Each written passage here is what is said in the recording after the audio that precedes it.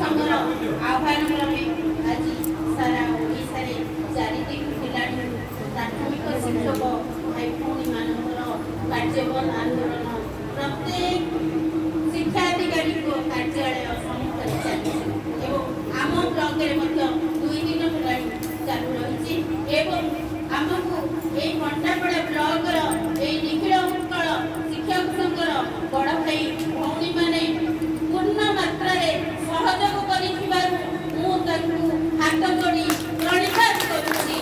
ଏପରି ଭାବରେ ସହଯୋଗ ଆଜି ପର୍ଯ୍ୟନ୍ତ ଚାକିରି କାଳ ଭିତରେ ଆମେ କେବେ ହେଲେ ପାଇନଥିଲୁ କିନ୍ତୁ ଆଜି ସେ ଯେଉଁ କମ୍ପ୍ୟୁଟର ସେଣ୍ଟରରେ ଆମକୁ ସାହାଯ୍ୟ କରିଛନ୍ତି ଏବଂ ଆମ ଦୟନୀୟ ପରିସ୍ଥିତି ଉପରେ ସେମାନେ ହୃଦବୋଧ କରିପାରୁଛନ୍ତି ଦୁଃଖ ପ୍ରକାଶ କରୁଛନ୍ତି। ସେଥିପାଇଁ ମୁଁ ମୋର ସମସ୍ତ ଏଫ୍ପିଏସ୍ ଶିକ୍ଷକ ଭାଇ ଭଉଣୀ ତରଫରୁ ତାଙ୍କୁ କୃତଜ୍ଞତା ଜ୍ଞାପନ କରୁଛି ଏବଂ ଧନ୍ୟବାଦ ଅର୍ପଣ କରୁଛି। ମୁଁ କେତୋଟି ଜିନିଷ ପଚାରିବାକୁ ଚାହେଁ। ଯେଉଁ 2 ଦିନ ହେଲାଣି ବା 4 ଦିନ ହେଲାଣି ସାରା ଓଡ଼ିଶାରେ ଯେଉଁଭଳି ଭାବରେ ଶିକ୍ଷକମାନେ ସ୍ୱର ଉତ୍ତୋଳନ କରୁଛନ୍ତି ଶୁଣାଯାଉଛି ଖୁବ୍ କମ୍ ସମୟ ଭିତରେ ସେହି ସ୍ୱରକୁ ଦବେଇ ଦେବାକୁ ଚକ୍ରାନ୍ତ ଆସିଯାଇଛି କିନ୍ତୁ ପ୍ରତ୍ୟେକ ଶିକ୍ଷକ ସଂଗଠନ ବର୍ତ୍ତମାନ ସେଠି ଉଠିଛନ୍ତି ଏବଂ ଏହାକୁ ପ୍ରତିହତ କରିବା ପାଇଁ ଦୃଢ଼ ହସ୍ତରେ ବା ଜୋରସୋର ସ୍ୱର ଉତ୍ତୋଳନ କରିବା ଆରମ୍ଭ କରିଦେଇଛନ୍ତି। ଆପଣମାନେ ଯେଉଁମାନେ ସବୁ ଲିଙ୍କରେ ବିଭିନ୍ନ ସଂଗଠନ ସହିତ ସେମାନେ ଅନୁଭବ କରିପାରୁଥିବେ। କୁହନ୍ତୁ ତ ସରକାର ଆମକୁ କେତେ ଥର ପ୍ରତାରିତ କଲେ ଆମେ ଜାଣିପାରିବା। ଆମେ କେତେ ଥର ସରକାରଙ୍କର ରାଜରାସ୍ତାକୁ ଗଲେ କେତେ ଥର କ୍ୱାରି କଲେ କେତେ ଶୀତ କାକରରେ ପଡ଼ିଲେ କେତେ କମିଟି ଗଠନ କରାଗଲେଣି କେତେ ଆମକୁ ସଚିବାଳୟକୁ କେତେ ଥର ଡାକି ଆଲୋଚନା କଲାଣି କେତେ ସଚିବଙ୍କୁ ଏକାଠି କରି ଆମ ସଂଗଠନ ମାନଙ୍କୁ ଡାକି ପ୍ରତାରିତ କଲେ। ଆମେ କ'ଣ ଏଇଭଳି ସାରା ଜୀବନ ପ୍ରତାରିତ ହେଉଥିବା? ଏଇ ଯେଉଁ ଶିକ୍ଷିତ ଯୁବକ ଯୁବତୀ ମାନଙ୍କର ଯୌବନକୁ ଏ ସରକାର ଖାଇଲା। ତାଙ୍କର ଯୌବନ ଅବସ୍ଥାରେ 1500 ଟଙ୍କା ଦେଇଥିଲା ଦରମା ଠିକା ଭାଗରେ ଗୋଟି ଶ୍ରମିକଠାରୁ ହୀନ କରି ହଟେଇଥିଲା। ଆପଣ ଜାଣିଛନ୍ତି ଜଣେ କୃତି ଶ୍ରମିକ କିଏ ତାର ଦିନକୁ 500 ଟଙ୍କା ତାର ପାରିଶ୍ରମିକ।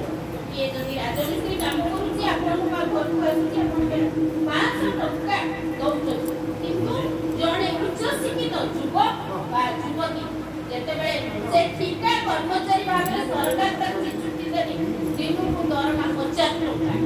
50 ଟଙ୍କାରେ ଆମେ କେମିତି ଚଳିବୁ?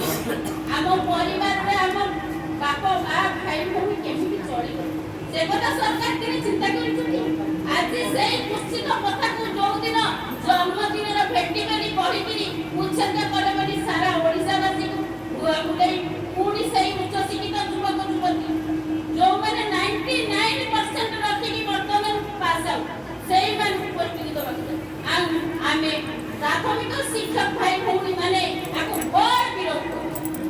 ଏବଂ ଆଉ ଗୋଟିଏ କଥା ଯେତେବେଳେ ଟଲଷ୍ଟୟ ମହାତ୍ମା ଗାନ୍ଧୀକି ପଚାରିଥିଲେ ଯେ ମହାତ୍ମା ଗାନ୍ଧୀ ଏଇ ଯୋଉ 100 କୋଟି ଭାରତୀୟଙ୍କୁ କ'ଣ ଇଂରେଜ ମାନେ ପରାଜିତ କରିଦେଲେ ନା ଏଇ 100 କୋଟି ଭାରତୀୟ ସେମାନେ ପରାଧୀନତା ସ୍ୱୀକାର କରିନେଲେ। ମୁଁ କହିବି ଆମେ ନିଜକୁ ନିଜେ ପ୍ରତାରିତ କରୁଛୁ।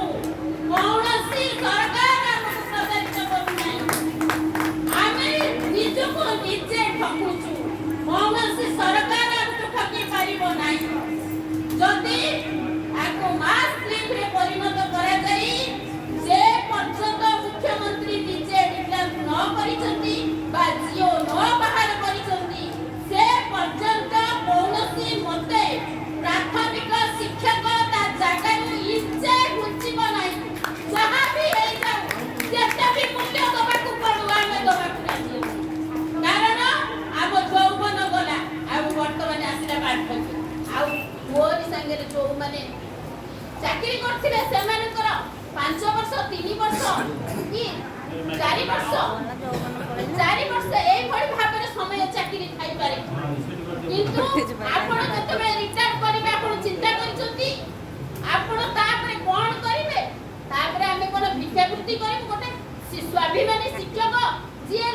ଦକ୍ଷ ଶିକ୍ଷକ ଛାତ୍ରଛାତ୍ରୀ କି ପାଠ ପଢ଼େଇକି ମଣିଷ କରିବା ଆପଣଙ୍କ ଛାତ୍ର ଜଣେ ଡାକ୍ତର ହବ, ଜଣେ ଇଞ୍ଜିନିୟର ହବ, ଜଣେ ଅଫିସର ହବ, ଆପଣ ସେତେବେଳେ ଥାଳ ଧରି ବୁଲିବେ କି? ତେଣୁ ସରକାର ଆମକୁ କଣ ଦେଇଛନ୍ତି? କେତେ ଟଙ୍କା ଆମେ 22 ବର୍ଷରେ ଆମେ କେତେ ଟଙ୍କା ଦରମା ପାଉଛୁ? ଆମେ 22 ବର୍ଷ ଚାକିରି ଭିତରେ କେତେ ଟଙ୍କା ଆମେ ଦରମା ପାଉଛୁ? ସମାନ କାମକୁ ସମାନ ଦରମା। ଆମକୁ ସମାନ କାମ ଦେଇଛ, ସମାନ ଦରମା ମଧ୍ୟ ଆମେ ଦାବି କରୁ। ଆମେ ଯୋଉ ଭଳି ଭାବରେ କଠିନ ପରିଶ୍ରମ କରୁଛୁ ବିଦ୍ୟାଳୟରେ, ଯୋଉ ଭଳି ଭାବରେ କାମ କରୁଛୁ, ତା ପାଇଁକି ଆମେ ଆମର ମୂଲ୍ୟ ଚାହୁଁଛୁ। ଆମେ କାହା ଦାନ ଦକ୍ଷିଣା ଚାହୁଁନା। ଯୋଉ ଭଳି ଭାବରେ ଆମକୁ ଆମ ଉପରେ ଦିନକୁ ଦିନ ଗୋଟିଏ ପରେ ଗୋଟିଏ କାମ ଲଦି ଦିଆଯାଉଛି। 10 ବର୍ଷ ତଳେ ଯୋଉ ଶିକ୍ଷକ ନିଯୁକ୍ତି ପାଇ ବା ଯୋଉ ସାର୍ ମାନେ ଆମର ଥିଲେ, ଯୋଉ କାମ କରୁଥିଲେ, ବର୍ତ୍ତମାନ ଚିନ୍ତା କରନ୍ତୁ ସେ କାମ କେତେ ଗୁଣରେ ବଢିଗଲାଣି, କେତେ ଦ୍ୱିଗୁଣିତ ହେଲାଣି ସେ କାମ। କି କାମ ଆମ ହାତରେ ନ କରାଉଛନ୍ତି ସରକାର। କୋଉ କାମ ଆମର ବାକି ରହିଲା?